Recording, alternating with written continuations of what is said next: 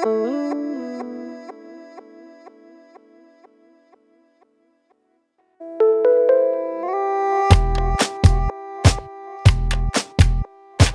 let me introduce Ragnar a little bit more because he has done so many things and he's doing so many things. So, as mentioned before, he's an international expert in cultural policies and creative industry strategies, founder and managing partner at Creativity Lab in Estonia. He worked at Estonian Ministry of Culture from 2005 to 2013 as Undersecretary of State for Arts and Head of Development Department. Has been in charge of EU expert group on creative industries, a member of the European Creative Industries Alliance, a policy learning platform, and so on and so on. And he is, of course, working as cultural and creative sectors expert at EU Eastern Partnership Culture and Creativity Program in Ukraine, Georgia, Moldova, Armenia, Azerbaijan, and Belarus. Briefly. And I started when I was in kindergarten. Okay, maybe for the start, a brief introduction to the Eastern Partnership Creativity and Culture Program. Can you please introduce it a little bit? Yes, thank you. Such a pleasure to see all of you here. And Dear Excellencies, thank you also for being here and your support. So I'm representing the European Union Eastern Partnership Culture Creativity Program. This is a program which is designed to support cultural sector development in 6 Eastern Partnership countries, as Luca mentioned, in the Caucasus countries, plus Moldova, Belarus, and Ukraine. We are working with culture sectors, we are working with future cultural leaders, we are working with ministries, with local municipalities, to do everything we can to share European experience, the best practices, and really to build capacities of stakeholders in those 6 countries so that they could take the lead in developing their own culture and creative policies and also creative industry strategies. I think the most critical thing we do, I mean, we have to always be very careful to go somewhere like those 6 countries. I mean, the ambassadors know this very well. To go there and say, we know how you should do your things. This is impossible. Copy-paste doesn't work, especially in the field of culture creativity, especially if you think about the situation and the challenges many of those countries face. So instead, we would like to take a little different approach.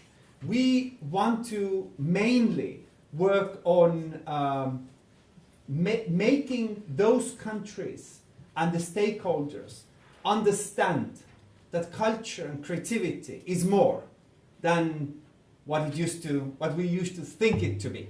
And I think this is not an issue only for those 6 countries. I think it's issue for Slovenia, it's issue for Estonia, and all the EU countries as well. Wherever you go, whichever country you go in the world, and you start thinking about developing culture and creativity and creative industries, the very first thing that any Ministry of Culture tells you, without an exception, is we are lacking information. We don't have enough data, the statistics are bad, we don't know what's the impact.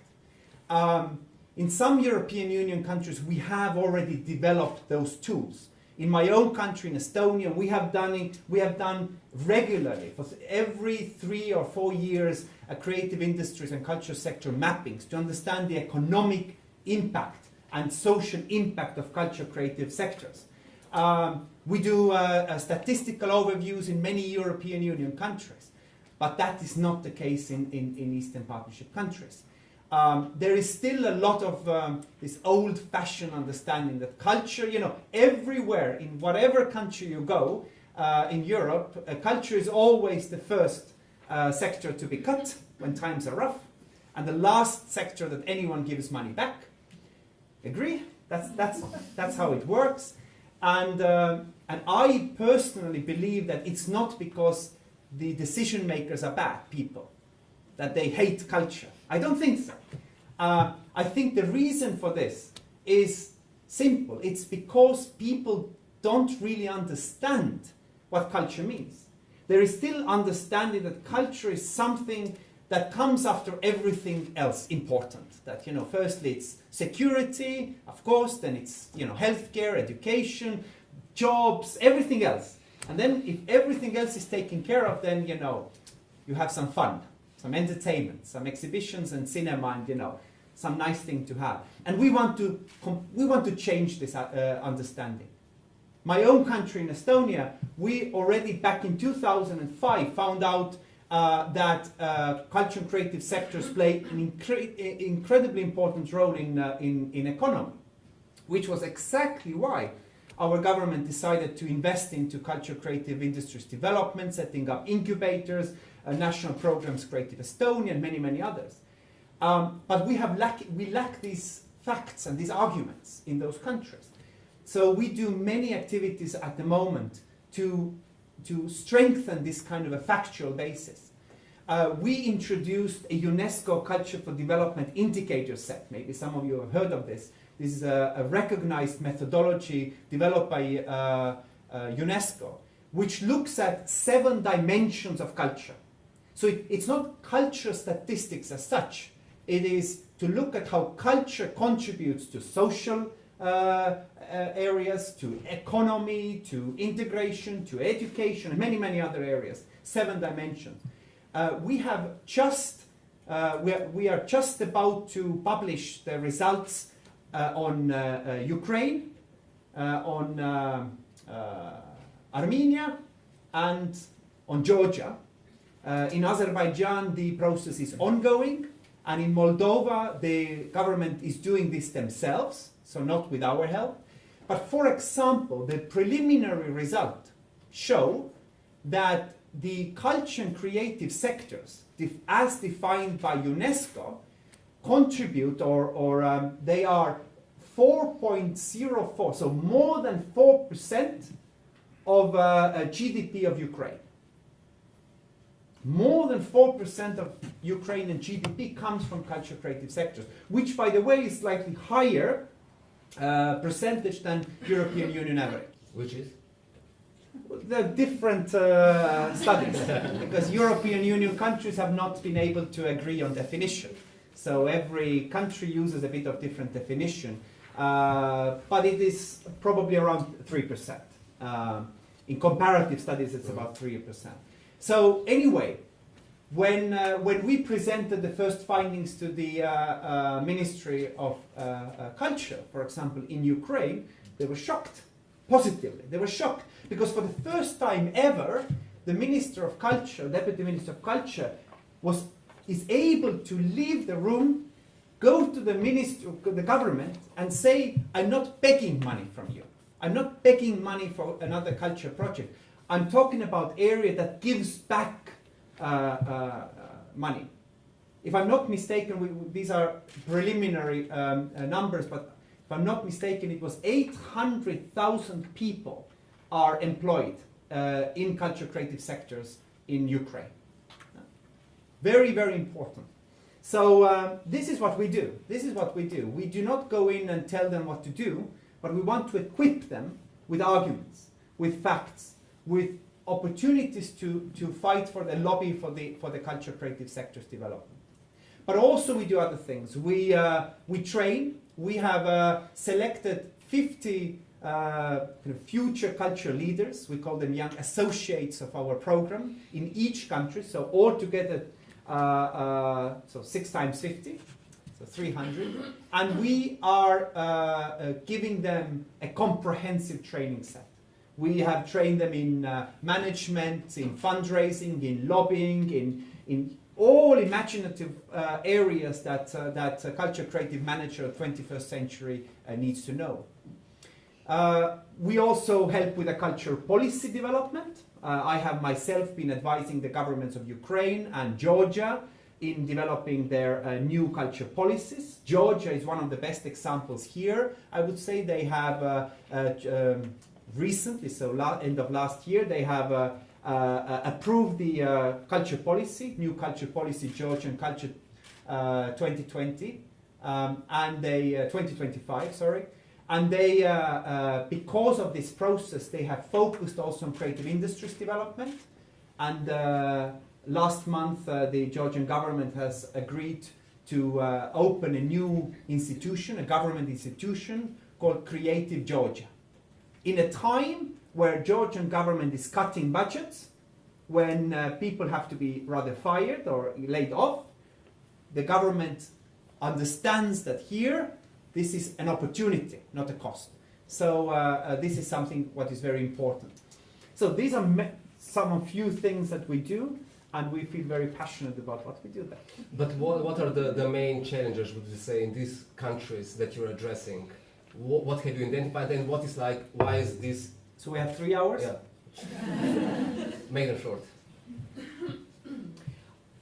The fact that many of the participants from the sectors are not here in this room, that they are somewhere stuck in airports in Istanbul and I don't know where, and they're coming.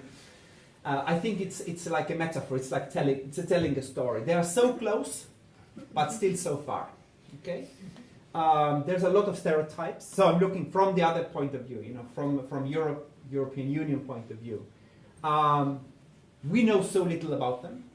And the things that we do know, it's very often stereotypes. You've been working there as well, so you see. And also meaning that why they are far, I mean, the economic situation in most of those countries is very difficult, especially when the currencies are devaluated. So it's extremely difficult to travel. And this is why we have this study visit here, and the one to Prague as well. Because one of the roles that the European Union gave us, the program, was to support those countries to be taking maximum advantage of the Creative Europe program. As you know, 3 of the countries, Ukraine, Moldova, Georgia, has already joined the Creative Europe, and Armenia is joining this year. Now, it's nice, it's very important. We do a lot of work there to support that program. We do trainings, we do master classes, we bring European experts to these countries to give one-on-one consultation sessions with those potential applicants. But by the end of the day, you know, everyone who's ever written a Creative Europe project knows that if you start this process, if you start and you think, okay, I'm a little cultural operator in Georgia or Moldova, and I have this great idea, I write it, it's my idea, I'm the lead partner, and I'm just calling few, you know, European Union partners, and it's zero, but it's almost zero chance to get the money, okay? The real way to get into this game is to be actually taken on board by larger consortia of European Union. Yeah? Now, if you look at this, we made in the program, we made a mapping of how many cultural operators are being involved or engaged in pan-European networks of different cultural sectors. Then the result was very, very sad. I mean, there are very few operators from those 6 countries that are involved in one way or another. And the reason is probably both sides. On one hand, Europeans do not know about these areas. They don't have previous contacts, but also other way around. To travel to European events, festivals, partnership meetings is very expensive, very expensive. I see, we have an office in Kiev, so I work in Kiev at the moment. And you know, as an Estonian, I already forgot what it means to have a visa regime. It's incredible. I mean, you know, they start months before anything. They go with this kind of a back of papers to apply, and then they get no's, and you know, it's incredibly. So what has happened now with the Georgian visa regime, this is probably the biggest. This will have the biggest positive effect on culture development as any other culture policy. So we need to make the cultural operators from those 6 countries to have direct links with European Union counterparts. And that's why we came here. We brought, altogether we will bring 35 people now, but we need to continue this work because only when they know personally these people, then they will be getting, you know, as they say, the foot between the door. They get it in the system. And just for those that have never been to these countries or don't remember about these countries, these are thriving cultures. They are thriving cultural scenes, absolutely. And in particular of times of difficulties. I mean, I've been working in Ukraine starting just after Maidan. And with all the million problems they have, and we could talk about it a lot, but I've never seen such an energized culture scene, this kind of a cultural activism, this kind of unselfish passion about changing their environment and societies through culture, as I've seen in Ukraine. I think, you know, my own country is already very lazy. We've already got used to a good life, but these people are hungry for contacts, hungry for good experiences, hungry for working together with other European countries. So I hope that this is a little step towards this. Could you maybe say which sectors are most promising in these countries or most developed, or which still are lacking a lot in development or could prosper more in these partnerships? This is a question that I've always been asked, and it's basically to say, it's basically the same thing if I would ask you, Luca, what are the most prominent and most potential sectors in Slovenia? And probably because you have somebody from each sector here, try not to name one of them. So I want to see if you survive. I think that's not the case. I think you have something happening in all those countries. Of course, some of the sectors are more prominent than others.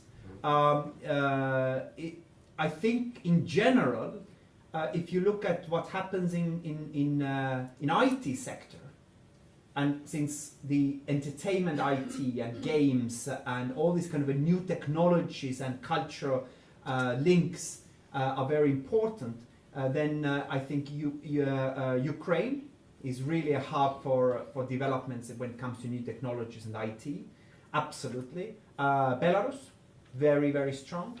And Armenia, really focusing on this. You have very strong emphasis on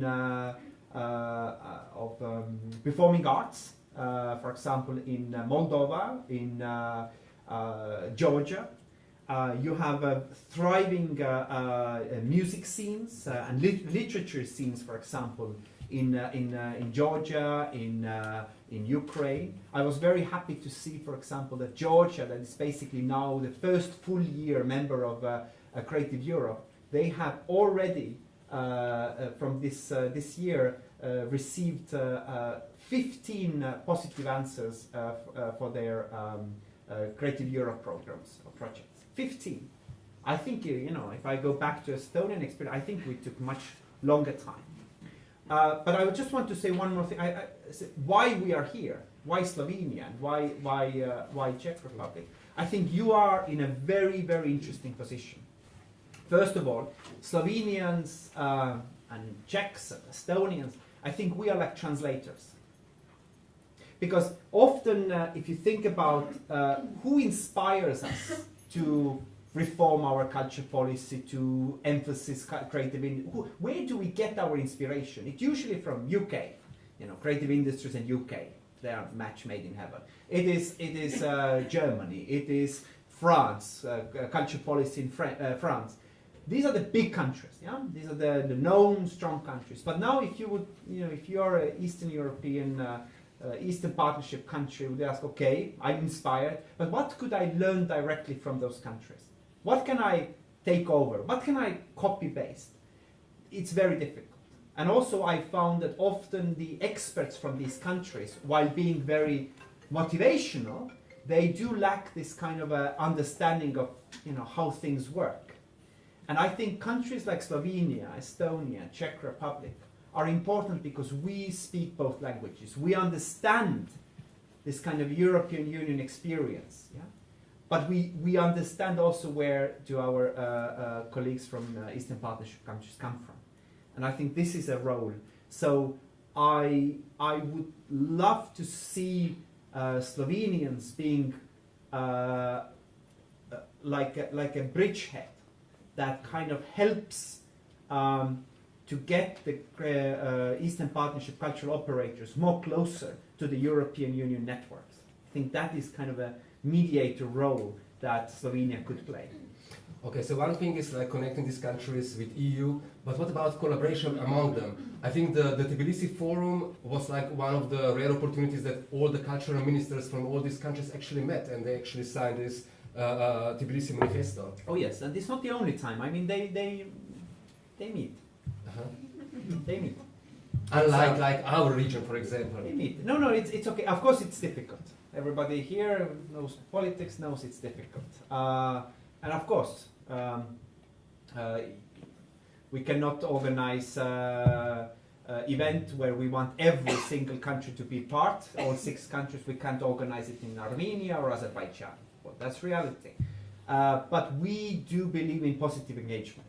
So, for example, in Tbilisi, when the deputy minister of Armenia and the minister of culture from Azerbaijan sat in the same panel and discussed together with the role of culture in diplomacy and peace building, I think this is, yes, I wouldn't put too much meaning to this, but this is much more than that we could imagine. So I think this is important.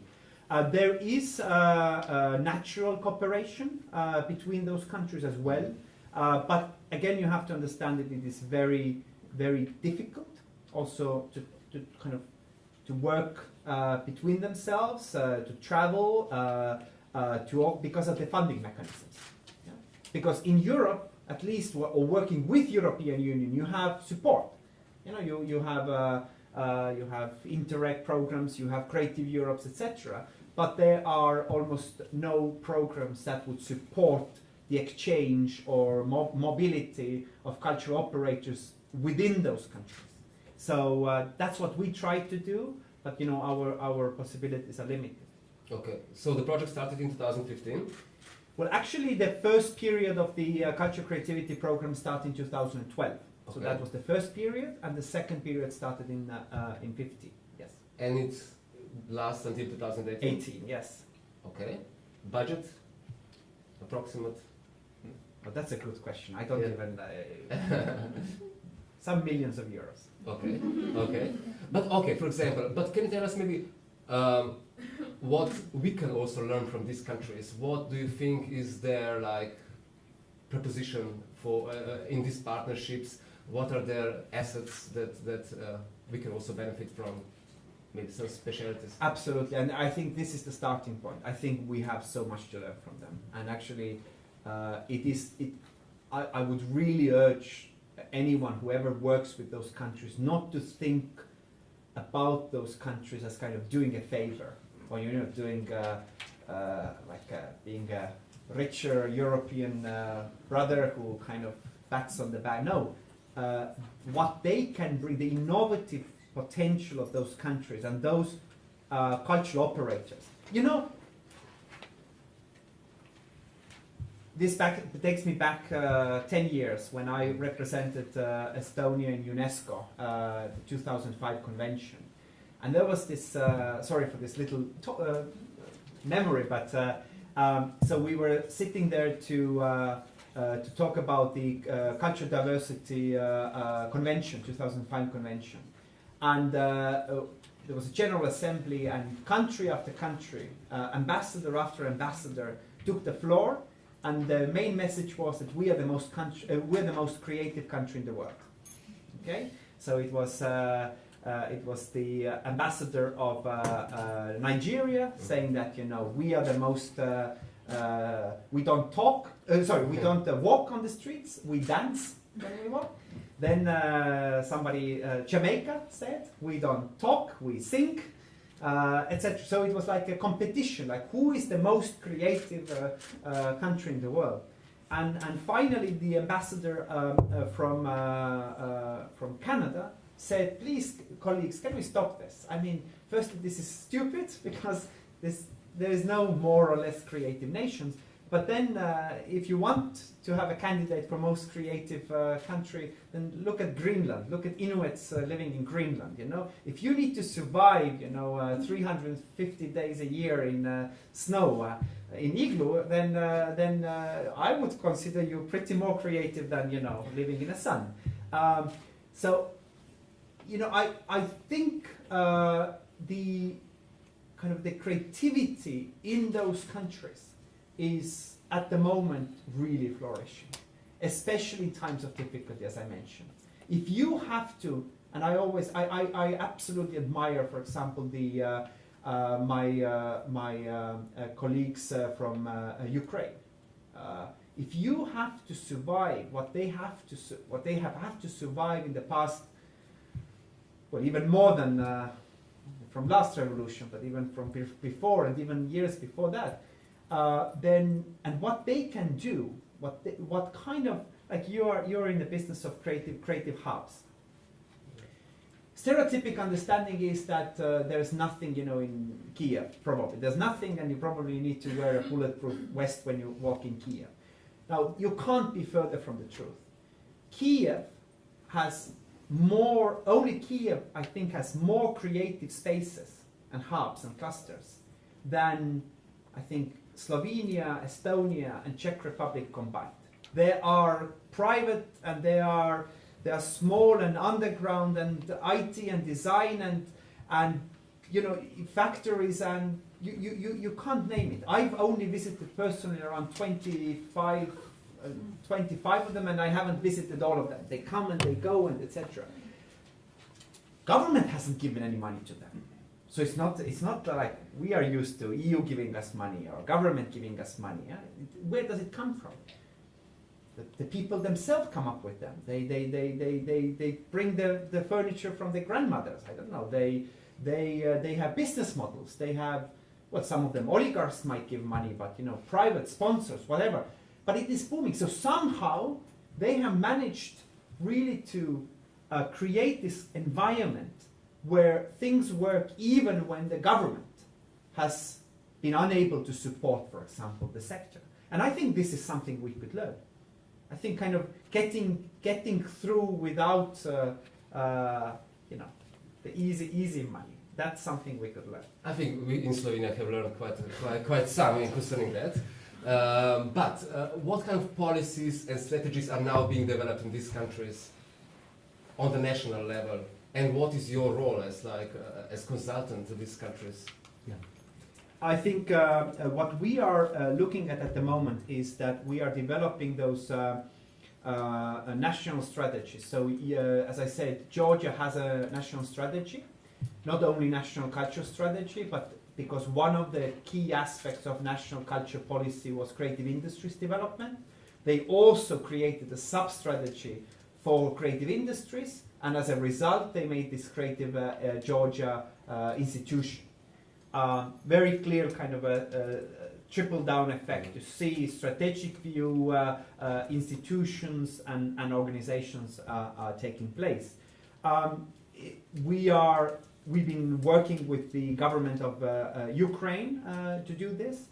What we do is also that we want to give the 6 governments the tools or the recommendations of what to do in culture creative sectors development. We are at the moment finishing and about to publish a first ever creative industries report for all 6 countries. Even some European Union countries don't yet have it. So for the first time, the 6 countries will have their creative industries report, basically looking at status quo, what is happening now, what are the strengths, weaknesses, opportunities, which are the sectors that have more potential in terms of economic impact, and also roadmap for the development. We also have selected in each country a sector, a culture sector, where we want to support the kind of a new reform policy. We worked with the local governments to make sure that we have agreed. So, for example, in Ukraine and in Belarus, we work on the topic of cultural, and Armenia, we work on the topic of how to reform the cultural heritage sectors. And when I say reform cultural heritage sectors, we don't mean how to make better science about cultural heritage or do better excavations. So we talk about more the economically, how to manage your museums better, how to link your heritage with tourism sector better, how to develop more innovative products and services and use new technologies in the heritage sector. That's what we do in 3 countries. In Georgia and Moldova, we are giving the reports on, we're preparing the reports on developing performing arts sectors, so theaters, festivals, dance, etc. And one more country. Remind me, what more country? Azerbaijan, film. Yeah.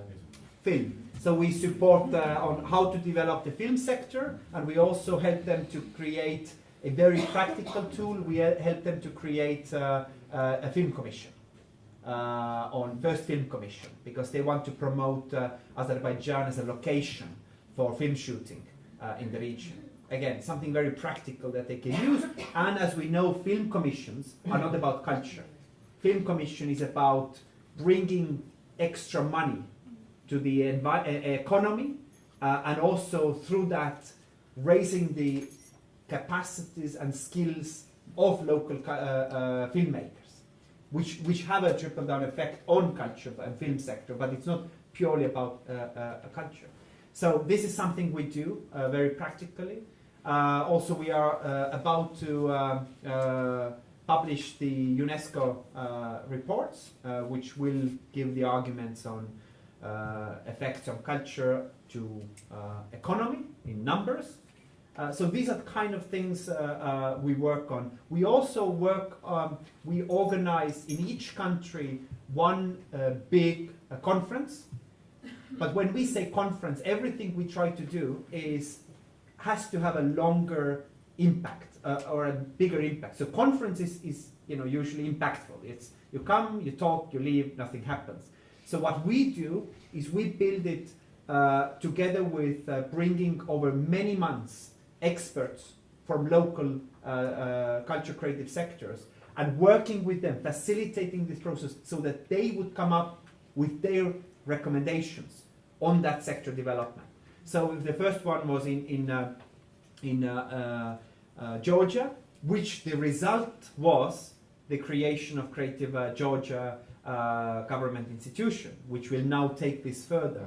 The next one will be in Belarus, and this will be about IT and culture. So how IT sector can help culture and creative sectors by using different digital tools in museums or games or whatever, but also other way around, how culture creative professionals could contribute back to the, let's say, entertainment IT companies, game developers, etc. So we want to bridge this.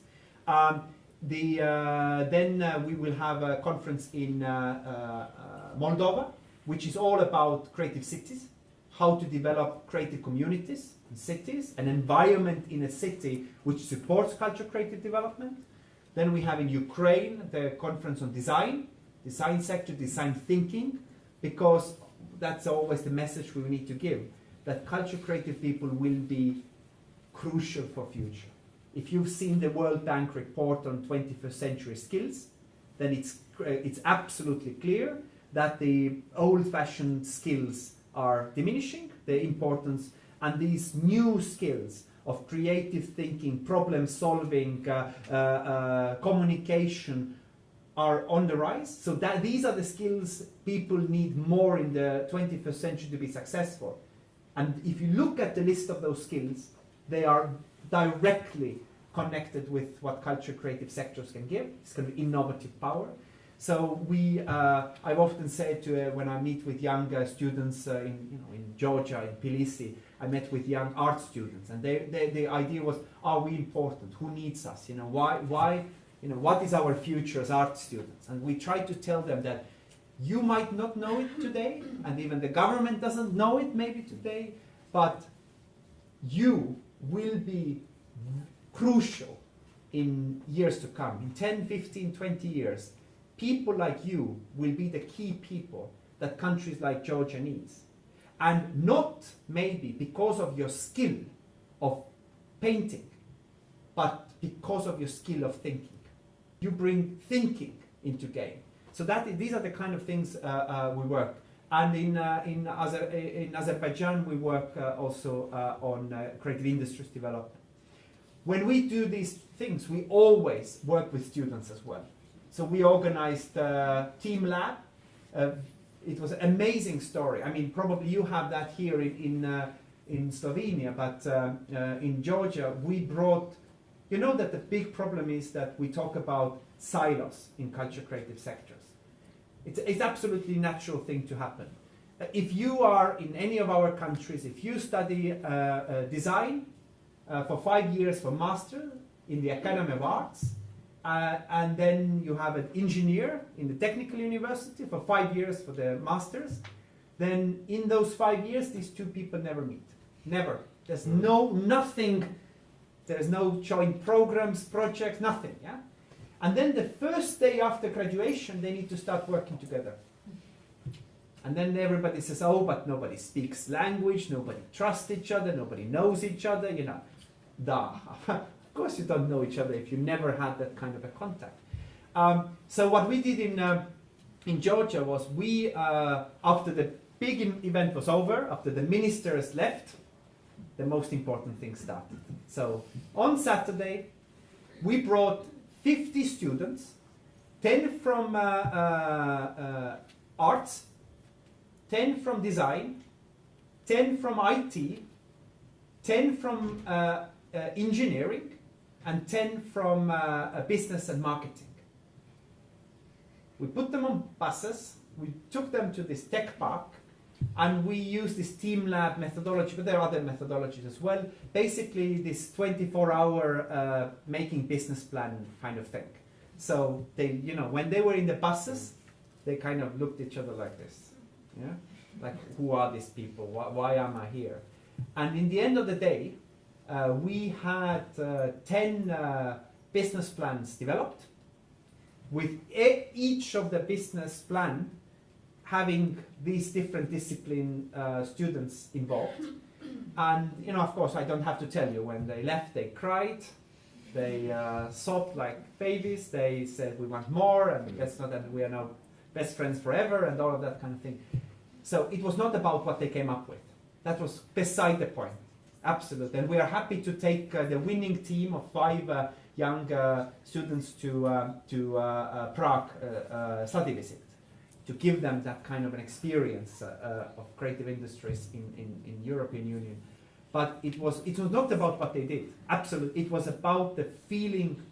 We wanted to give them the first time experience, what it means to work with engineer, artist, and how do people think different. So these are the kind of things we try to do. Okay.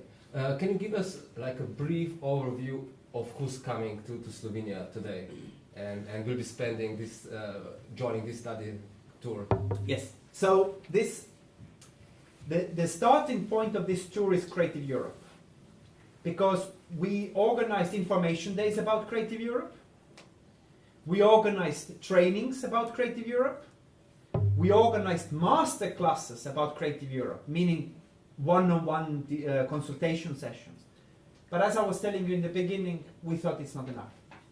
Because if they have not physically, face-to-face, talked to the people that have actually written successful Creative Europe programs or projects, then it's all theoretical. So we had a call for cultural operators that either have already first experience in applying, maybe not successfully, but at least they tried, or they are about to, they have already started, but they are about to kind of finalize the application, or thirdly, even if they have not thought of Creative Europe yet, but they have real desire to work together with European counterparts on future Creative Europe projects. So these were the kind of cultural operators we were looking at. So we started with 3 countries firstly, so the ones that have already joined the program, Ukraine, Moldova and Georgia. But then later, when we learned that Armenia has decided to join, we also added Armenia to the mix. And so these are the people. They are, you saw, they're young people, mostly. They're young, active, passionate cultural operators. They are from performing arts institutions. They are from theaters. They are from I don't know, from design companies, from architects, from film, they are cultural activists, urban development, for urban labs, and you know, this is the official story. And this is what we kind of what we write. This is what we need to say. I've said it. But for me, it's first, of course, it's not only about Creative Europe. Creative Europe is just one opportunity. Any kind of joint projects is what we are after. So we want to give them or motivate them to be content and to be better in understanding how European language of writing projects happen. Anyone who's ever written a project for any European Union project knows that this is not English that we use. This is our language. This is a something. It's a language of project management, and often they do not yet have that language. So we want to give them the first experience of what do we mean. What do we mean by these strange words of audience development? Because this is a priority. Audience development. What do I develop in the audience? Yeah. Do I develop the audience in the room, or what do I do? That's something we need to see. Also, this kind of an understanding that often, European Union projects about added value. It's about the European aspect, but it's often something that these people, the operators of these countries, do not understand. So, for example, very often you hear that they would say, I have a fantastic project, okay? And now I need to, so in Ukraine, I have this project, and now I need to find the minimum, how much was it? Three more European projects that help me to make my project in my Ukrainian place. And then you ask, so what's the added value? What Europe will win from this? What would your partners win from this? What would you do together? So we need to kind of break down this understanding, understand that the starting point needs to be different. So these are the things. But again, we do not only work on in the capitals, because that's a big problem anyway. The culture creativity is often they are often kind of more consolidated in capital cities or capital regions. That's why I'm so happy that we're going to meet Nova Gorica and we're going to go to Maribor. One of the most passionate projects that I have is that we launched the Creative Towns and Regions Initiative in Eastern Partnership countries. I think this is an amazing program. Creative Towns and Regions Initiative. We want to prove that culture creativity is not only urban, metropolitan phenomenon for Prague, London, Ljubljana, and Berlin, or Kiev, or Tbilisi. That small cities have something to win from this. So what we did was we made a call for small or medium-sized cities. We had amazing result. We had almost 100 applications. Really super. We selected. We prepared a methodology how to map creative industries and cultural potential in a small city. We define small city as less than 250,000. Well, I come from Estonia, which is even smaller than Slovenia. So In Tallinn, it's almost like Tallinn is a small city. No, in Ukraine, where you have I don't know how many million cities, it's incredible. So we take this in different places. There might be maybe 15,000, 60,000, 70, less than 100,000. Some of them a bit bigger, and this tool helps you to map the potential, but also kind of make your development strategy. How to develop hubs, how to develop clusters in your small community, how to work with the stakeholders, etc. And what we did was we selected those in each country one pilot city. There are amazing set of cities, and we are going to pilot this methodology in each of those 6 to validate if the methodology works or not.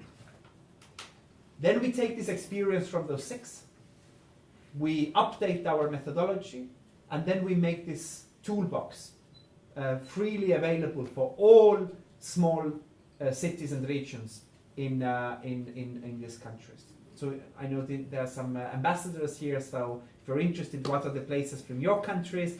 They're really interesting. We looked at, like in Moldova, we took Orhei, which is a very historical place. So we look at more of how historical place can define themselves through cultural industries. But then we have, for example, I just came last week, I spent 1 week in Belarus, in Svetlogorsk.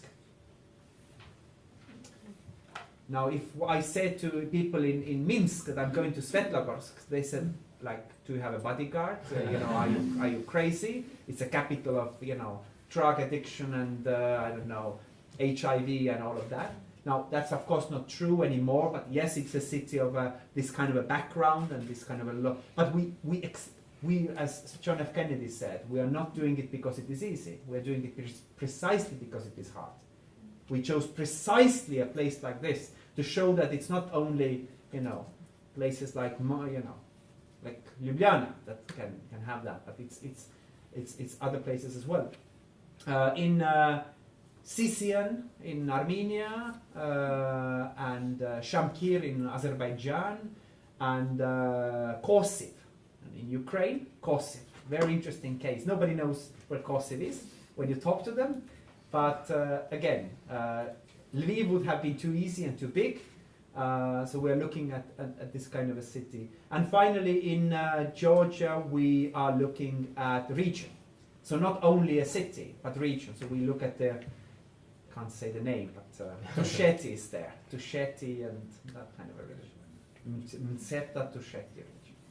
So this is something I believe, and this is where we need help of people like you and experience like you. Because we come from smaller countries, smaller cities, how do you build those clusters? How do you build those networks in a local level? How can you have impact? Because these countries, they have so many unused space. Old factory buildings, old military installations. Space is never a problem. What to do with the space. And sometimes the best you can do is to do nothing. Sometimes just trust culture people, give them the space, and miracles can happen. So maybe sometimes less control is the reason. Thank you, Ragnar. Does anyone have any questions for Ragnar? Well, not Yes. questions, but I would like to add a few words. You see, Ragnar, I have the impression that you know what you're talking about. Oh, thank you. Especially as far as the Ukraine is concerned. Well, in spite of the fact that we are really in very critical situation, for 3.5 already years, we're in the state of war. Let us use the right definitions, not Ukrainian crisis, but in the state of war. You see, after occupation and annexation of Crimea, and now the situation in Donbass. But nevertheless, that issue that we are just discussing just now was not on the position number 10 or 12. It was in the middle or even higher.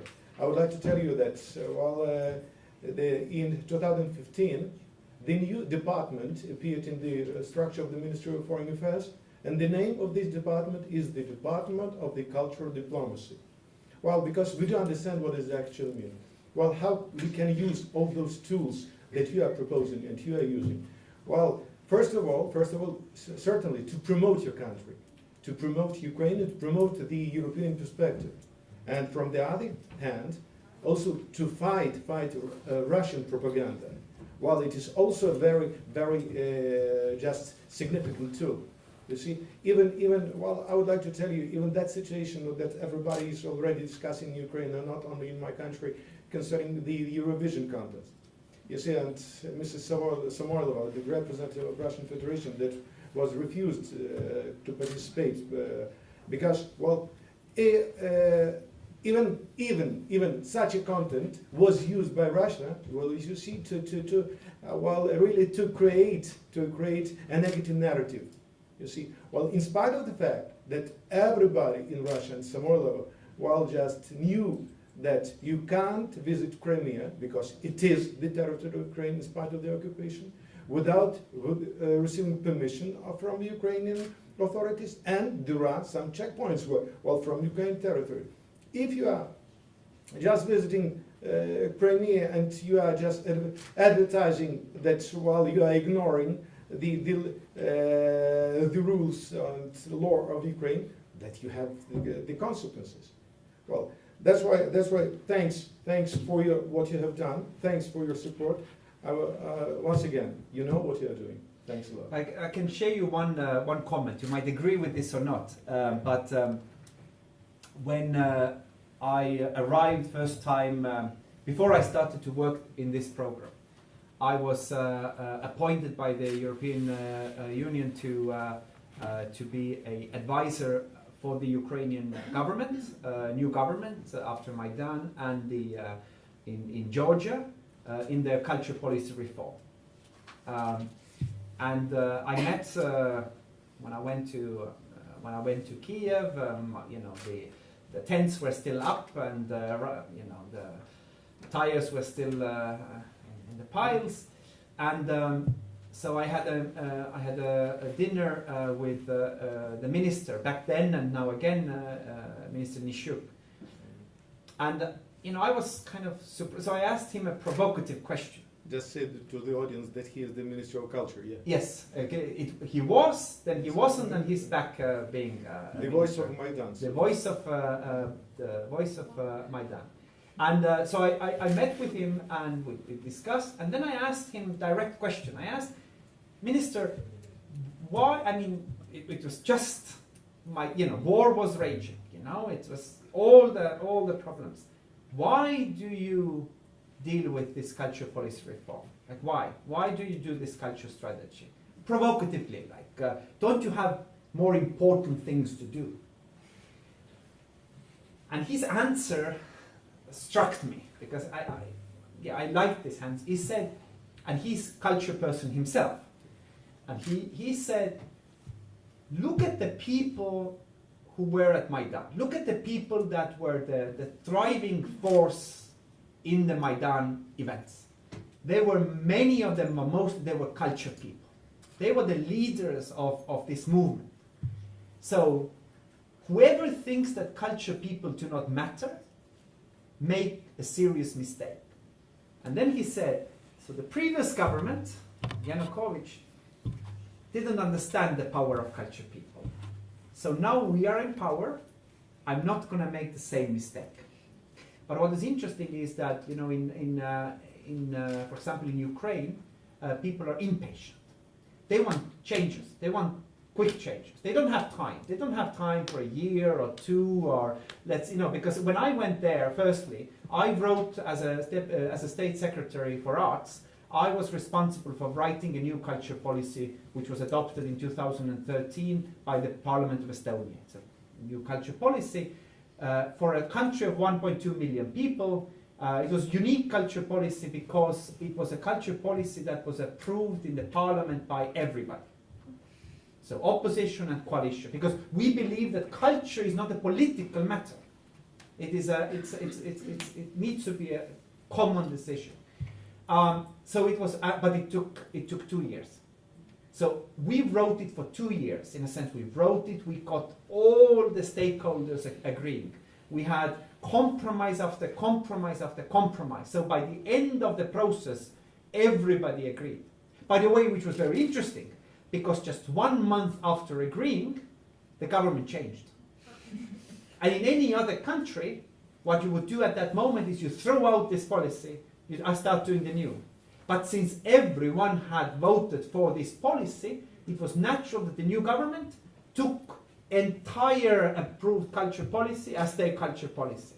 So the document still goes on in a new government, which was what we wanted to prove. So, 2 years in 1.2 million country where you can basically call everybody, Ukraine doesn't have 2 years, yeah? Or at least people think that they don't have 2 years. They want changes quickly. So I think what is very important when you work, and you have that experience from Moldova, but when you work with people from those countries, you always have to do this balancing act. You have to have a long-term vision, long-term activities with long-term impacts, but at the same time you have to provide them something visible which people could see that it changes things for better in a short term. And that's why we also try to do the same. So we have some, if we are there for 2 or 3 years and only saying we work on statistics and UNESCO and indicators, and they would say we're crazy, because where are the actual results? So that's why we need to work on the long term, but then equip them also with something short term, with trainings, with master classes, with trips, with physically, things that physically change life for better for cultural operators. So that kind of a balance. Thank you. Any more comments or questions? Otherwise, I think our time is up, and I think we see each other this evening. Thank you very much.